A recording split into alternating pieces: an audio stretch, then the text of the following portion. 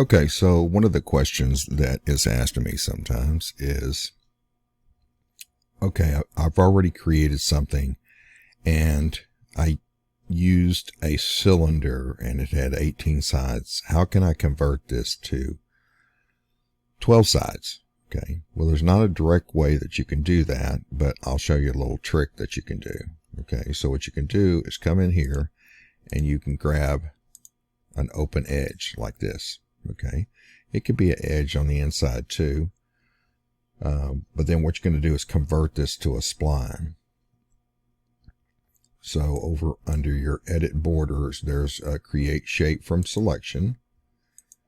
And then in this particular case, we do not want it linear because that's going to designate these specific areas, and I want it to be smooth. So it's completely smooth. So we're going to go smooth.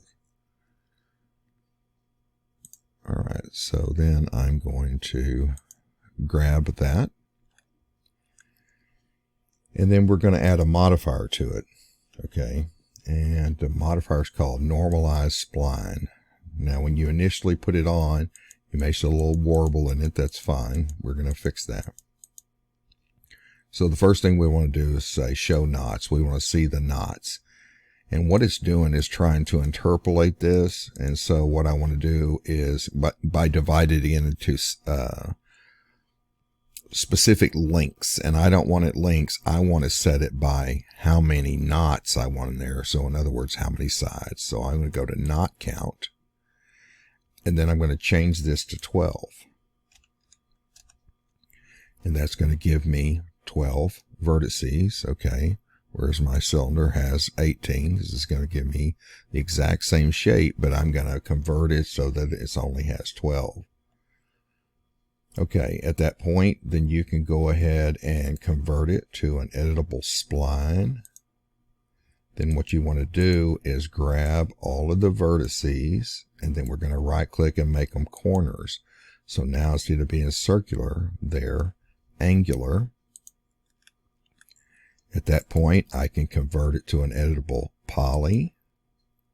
Then I can select the border, hold down my shift key, and I can turn on my snaps. And I want to make sure my snaps are set to enable axis constraints, and that's vertexes. Grab this, hold down the shift, and then I can drag it and it'll snap right down at the bottom. So they're exact same shape, length, it says. And now I have a 12-sided cylinder that matches that. I no longer need that cap. I can get rid of that. And there we go. Now I have the exact same cylinder. I'll move it off here. But it's got 12 sides versus the dreaded 18-sided cylinder. Okay, so that's how you can take something that you have, like a cylinder that's you accidentally didn't set the setting when you first made it for 12. You left it at the default of 18, and how you can come back in here and convert that. All right. I hope that helps you. Thank you very much.